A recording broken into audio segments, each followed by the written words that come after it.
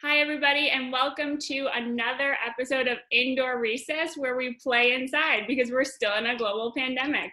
I'm Laura Armstrong, Star Sports writer, and I am here with our in-house Raptors and NBA expert, my pal, Doug Smith. Doug, how's the porch going? Oh, the porch is beautiful. It's like a little slice of heaven in Mississauga. How many people have you yelled at to get off your lawn this pandemic? Oh, they know not to come anywhere near it. It's long before the pandemic hit. They know, do not come near my lawn. Most of my time is shaking my fist at the clouds. Oh, yeah. Mother Nature is not happy right now, is she? No, but we're getting by. Everything's going pretty well. That's good. So you've been covering the Raptors from afar for a while now. What has it been like to, not go to the OVO Center, not go to Scotiabank? Like, what's it like covering it from afar? It's really weird because everything is done by Zoom and in groups. And, when you saw them, if you need to walk away with a guy and get a question asked on your own for a story, you could do it. Now you can't do it. It's technologically not possible. And access is so limited that it's hard to do your job particularly well. But it's the way it is for everybody, so you deal with it, and you still try to find good stories and tell them well. A couple of days from now, the Raptors are going to be back. They're playing the Lakers in their opening game of this seeding, right? So how are you feeling about that? Are you pumped to see a real game? I'm intrigued to see a real game. I don't know I think it'll be intense. I think it'll be fun, but it won't be real basketball because the energy and the juice and the noise of the crowd won't be there. But I'm really intrigued to see how the players ramp up their own intensity without any outside influence. I think they'll do it fine, and I think the games will be very, very entertaining. Everybody's healthy, and everybody should be ready to play, but it's going to be odd, and I want to get my first couple under the belt to see exactly how it is. But I don't expect to be much difference, but the atmosphere will be starkly different. Mm-hmm. You have watched soccer, you have watched baseball, you have watched these scrimmages. What do you think of the fan noise being piped in from your TV? Do you like it? No, I don't like it. I don't like the virtual logos on the court. And yesterday they were at the NBA and started its virtual fans on the screens. Oh. They look like little Wii characters. Remember the little Wii characters in the audience back when we played Wii? No.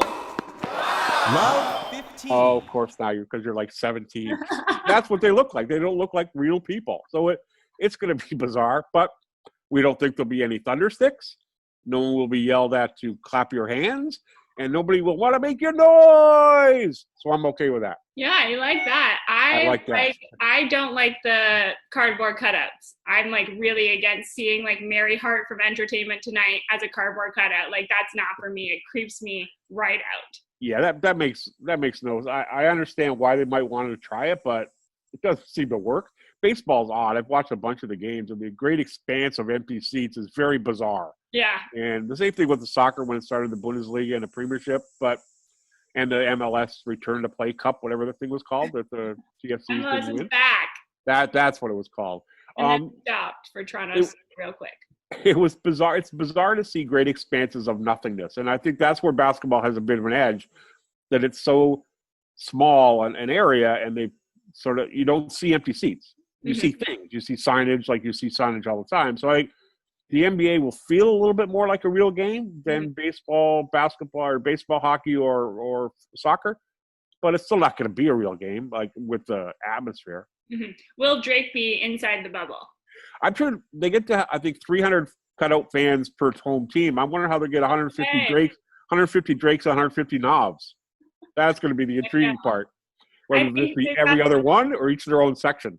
I feel like they should have at least one Doug Smith on press row. Oh, absolutely. But we don't get to sit anywhere near the court, so you got to be way up in the corner of whatever the facility is. Okay. So Raptors, Lakers. We look at this Raptors team, and we've had these conversations all year about just when they're starting to get healthy, somebody goes down. It seems like it had been the topic of the season for the Raptors, which now feels like it was ages ago. But now they're back, and weirdly enough, in a global pandemic, all of the Raptors have become healthy. It's kind of like the tale of the Raptors, isn't it? Everybody's sick except them. Yeah, exactly. But I do think it's a huge boost for them. They haven't had the top 8 guys to be able to play even 10 games together in one stretch, and I think that's going to be in the seeding games, which are really exhibition games, the chance to have everybody healthy and to work out what the rotation is going to be a huge boost for Nick Nurse, the coach, to figure out what he's got and how he can deploy it, having everybody healthy, which he's never had since the start of the year. The big talking point on social media, at least, has been Marc Gasol, who looks like a completely different person. So having Marc Gasol really shed that weight, like, and genuinely look like he's in as good of shape as ever, what will that mean for the team? I'm not entirely sure. Obviously, he's going to be – I think he can probably do more for longer because he's a little bit lighter and can get up and down the floor a little bit quicker and not wear out like he did. Mm-hmm. But when you're a center and you're playing against the Joel Embiids and the Lopez's, you need a little bit of bulk. And he's lost a significant amount of bulk. Mm-hmm. I don't think it will be a huge – I don't think it's going to be a huge impact either way, to tell the absolute truth. I think it's a great talking point. When we first saw him, we were, oh, my goodness, is he? Yeah. Who is this guy? Yeah. But when it comes to playing, I don't know that it's going to have a great impact either way. Mm-hmm. Obviously, it's going to be different, right? It's not going to be like last June when the whole world is like in the streets watching the Raptors. You look back at those scenes and you think like that was a completely different moment in time. But the Raptors did gain something from what they learned last year going through that run. So what do you think will translate from that run into this sort of stretch of games that we've got going on? I think once the playoffs hit, it will be their ability to know the long game. They won't overreact to good wins or bad losses. There's a mental toughness that comes from having gone through it and won it. Mm-hmm. That I think sets them apart from every team in the Eastern Conference. That they know what it takes. And, yeah, they won't have the external influences to help them get through it, but I think that's even more of a plus, that having done it and in a very us against the world kind of way is really going to set them up well when the playoffs start in late August this time around. You've written about Nick Nurse having a lot of time to be creative. Are we going to see different styles, different plays, different lineups from the Raptors when they come out? I think he's going to use these 8 seeding games, starting with Saturday night against the Lakers, to experiment with stuff. Mm-hmm. I don't know that when push comes to shove and the playoffs are upon him, that he'll do a lot of crazy things. Mm-hmm. But I think having a bunch of games where you can try different stuff, and if it works, put it in the tool chest for when you have to pull it out. I don't know what it'll be because he's tried just about – I don't know what else there is. He's tried pretty much everything between box and 1 and triangle and 2 and no point guard lineups. I do think the one thing he'll want to see is more of Gasol and Ibaka together on the court with Siakam, right, and maybe Anunoby in 1 point guard. I think you're going to see that. I don't know how that's going to work. I really don't. But I do think that's the one thing that his creativity is going to try to bring out from the team. Right. And the one thing we got to touch on, too, is that the Raptors players have made it very clear that this is not just going to be about sport, right? There's going to be a whole nother conversation about Black Lives Matter, about what's going on in our society right now. The Raptors players have made it very clear that they want that to continue to be a part of the conversation. How do they go about doing that? How do they go about keeping that up? I think there's a dual responsibility between them and us. Mm-hmm. I think we need to keep asking them about it. And I think we need to keep asking for specifics on what you're actually going to do rather than put something on the back of your jersey. And they've said to a man that they will find a way to make tangible difference in their lives, both in Canada and the United States, which is unique to the Raptors, obviously. Right. But I think there is shared responsibility. We can't let it go as reporters, mm-hmm. and they can't let it go just because it's the playoffs. And I think finding that balance is going to be tricky at times, mm-hmm. but I think it's important, and I think they will. We will. Right, for sure. So more broadly, the West. When we know the East very well, the West looks really competitive at the top, as it has kind of all season. So what are you expecting from that side?